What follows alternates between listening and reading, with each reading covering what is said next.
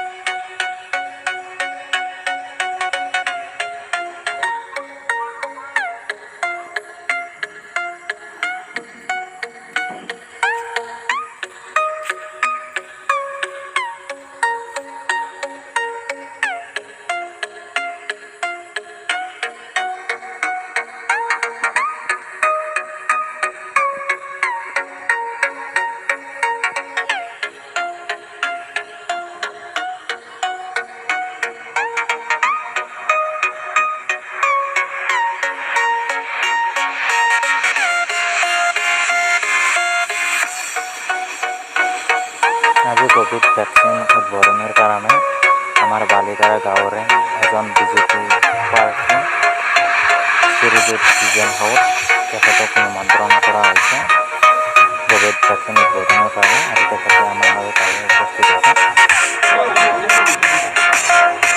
আজিৰ এই vaccine centre সন্মুখত উপস্থিত হোৱা শ্ৰদ্ধাৰ ৰাইজ, বিগত সময়ৰ পৰা চলি অহা কৰোণা ভাইৰাছ মহামাৰীৰ কবলৰ পৰা পৰিত্ৰাণ পাবলৈ অসম চৰকাৰ আৰু ভাৰতীয় জনতা পাৰ্টীৰ উদ্যোগত ৰাইজক যাতে ভেকচিন অতি সহজলভ্যভাৱে প্ৰদান কৰিব পাৰে, সেই উদ্দেশ্যে বালিতাৰা দিব্যবন্তী হাইস্কুলত এটা ভেকচিন চেণ্টাৰ দিয়া হৈছে। আৰু এই ভেকচিন চেণ্টাৰটোৰ আনুষ্ঠানিকভাৱে উদ্বোধন কৰিবলৈ 18 নম্বৰ বালিতাৰা গাঁও পঞ্চায়তৰ গাঁও সভাৰ সদস্য সন্মানীয় দ্বিজেন হাউত ডাঙৰীয়াক আমন্ত্ৰণ কৰি অনা হৈছে। আৰু তেখেতক উদ্বোধন কৰাৰ আগতে বালিতাৰাবাসী ৰাইজৰ ফালৰ পৰা তেখেতক এখন ফুলাম গামোচাৰে সম্ভাষণ জনোৱা হ'ব। আৰু সম্ভাষণ জনাব বালিতাৰা গাঁৱৰ যুৱক মনোজ হালৈয়ে।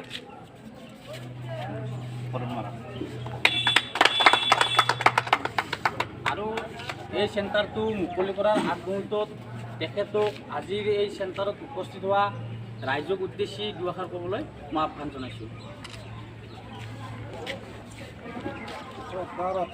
বালিতাৰা গাঁও পঞ্চায়তৰ বিভিন্ন অঞ্চলৰ পৰা অহা আই মাতৃসকল, বয়োজ্যেষ্ঠসকল আৰু আমাৰ স্বাস্থ্য খণ্ডৰ পৰা অহা কৰ্মীসকল,